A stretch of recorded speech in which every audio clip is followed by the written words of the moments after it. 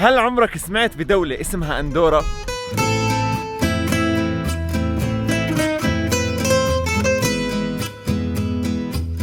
هاي اللي وراي تعتبر عاصمة لهاي الدولة اللي على الأغلب ما عمرك سمعت فيها، اسمها أندورا لا فيلا. اليوم الفجر طلعت من برشلونة، أخذت باص 3 ساعات تقريبا نزلني في هذه البلد. دخلنا هلأ حدود أندورا، بلد رقم 56، واليوم بدنا نقضي يومنا بنلفلف في هاي البلد، نشوف شو فيها ونتعرف عليها أكثر. أندورا مكانها بين إسبانيا وفرنسا، مع هيك مش تابعة لا للاتحاد الأوروبي ولا داخلة باتفاقية الشنغن، بس عادي بتقدر تدخلها بالفيزا الأوروبية. مساحتها تقريبا 40 كيلو ب40 كيلو. مشهورة أوروبيا بشغلتين: التسوق لأنه الضريبة فيها صفر والأسعار فيها رخيصة جدا خصوصا الإلكترونيات، وثانيا التزلج بفصل الشتاء لأنه جبالها من أجمل جبال أوروبا للتزلج. اجيت ابدا يومي في أندورا من مسار جبلي هيك جاي على طرف المدينة من فوق، بتقدر منه تشوف منظر المدينة كلياتها من فوق. شوفوا طبيعتها محلاها، بتخيل لو اجيها شوي وقت اكتر اعمل لي هيك كم من مسار في الطبيعة عن جد لجوا. كتير فيها مناطق حلوة، فيها ناشونال بارك بيكون تقريبا 9% من مساحة البلد، طبيعته حلوة، في بحيرات، في قصة، بس يعني للأسف هالمرة ما عندناش كثير وقت. خلينا نبدأ الفيديو بشوية معلومات عامة عن دولة أندورا. أول معلومة لازم تعرفوها عن أندورا إنها فعلا دولة مش مزحة، موجودة في اليو ان، إلها دولة تقريبا من 1000 سنة، وهي تعتبر من أصغر دول العالم. أندورا جاي رقم 14 من ناحية صغر حجمها بين دول في العالم، وكمان سادس أصغر دولة في قارة أوروبا. في إلها سكان مش كتار، 85,000 بس، يعني يعتبروا سكان. بلشت تمطر يا حبيبي. أول ما توصل أندورا تقريبا عند المكان اللي بنزلك فيه الباص، بتشوف أول إشي غريب في هالبلد، في تماثيل بتقول بوذا ولا هم بس هيك شباب صلع قاعدين على هدول المنصات اللي فوق، مش عارف. هاي محطة الباص، التيكت لهون كانت 25 يورو جاية، ولسبب ما الرجعة ب5 يورو، ما بعرف ليش عاملينها هيك، بس كلها على بعضها التيكت 30 يورو رايح راجع من برشلونة. لما توصل بالباص وتدخل في المدينة القديمة، واحد من أول الأماكن اللي حيحييك هاي الكنيسة اللي اسمها كنيسة القديس ستيف. ستايلها عن جد بتحس إنه من العصور الوسطى. قرأت تاريخها، ما في شيء كتير انترستينج، بس شكلها كتير حلو.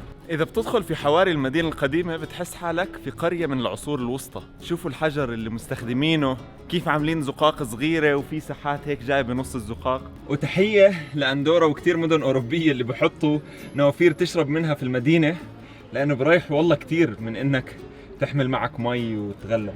خلينا على السريع نحكي عن علم أندورا، بس تيجي نسمة هوا. علم أندورا بيشبه أعلام 3 دول.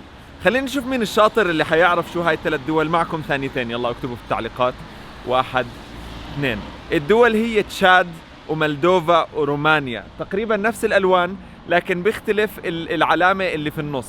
الاشي اللي اعطى علم أندورا ألوانه هو اتحاد ما بين علم فرنسا وعلم إسبانيا، والعلامة اللي بالنص بتدل على بعض الممالك اللي كانت عايشة هون، لكن أهم دلالة منهم هي دلالة اللي هي مملكة أراغون كاتالونيا، لأنه في رابط كتير قوي ما بين أندورا وكاتالونيا. معلومة على الماشي، دولة أندورا هي الدولة الوحيدة في العالم اللي فيها اللغة الكتالونية اللغة الرسمية الوحيدة للبلد، لكن أغلب السكان بيحكوا إسباني وفرنسي، ولاحظت إنه أغلبهم كمان بيحكوا إنجليزي. وصلت لطرف الشارع اللي موجود في نص المدينة، لقيت حالي فعليا وصلت قرية تانية، المباني أصغر، في نهر برضو جاي في نص المدينة، وفي زي قرية صغيرة جاي على الجبل، بدي أحاول أصورها بالدرون.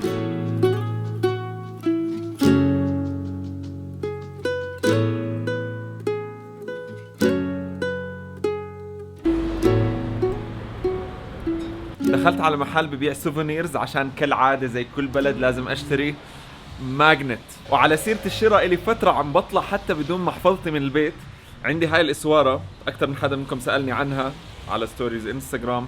هاي من البنك الأردني الكويتي، فيها تشيب زي كأنه معك بطاقة البنك، فيها ال NFC، لما تدفع بس بتحطها على جهاز الدفع وأمورك تمام. لسبب ما كل محلات السوفونيرز في أندورا عندها مسدسات. اكتشفت هلا انهم بيبي جانز اللي بنحط فيهم الطلق البلاستيك، بس مش معقول هذا حقه 65 يورو، شكله عن جد تحس حالك حامل مسدس حقيقي. وعنده عدة شغلات اللي بالعادة بتكون مش قانونية انك تاخدها بالبلاد، This is it hurts, yeah? Can I put my hand? Yeah. Okay. You shook me? No.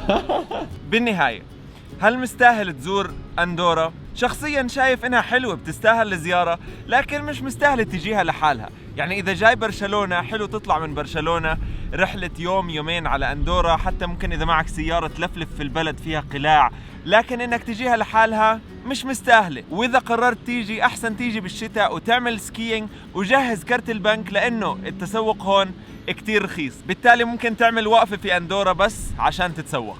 هاي كانت نهاية فيديو اليوم، كثر الله أسفاركم، نشوفكم بالفيديو الجاي، سلام. مرحبا، أنا ابن حتوتة. إذا عجبكم الفيديو اعملوا شير واشتركوا في القناة عشان تتابعوا رحلتي حول العالم. إذا ضليتكم مكملين لهون خليني أحكي لكم هالشغلة على السريع. أطلقت قبل كم من يوم الميرشندايز الخاص فيه، براند الملابس، مجموعة ديزاينات لمحبين السفر بتقدروا تلبسوها.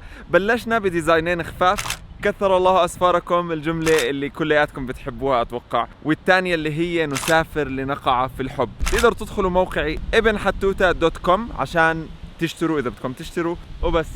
يلا سلام.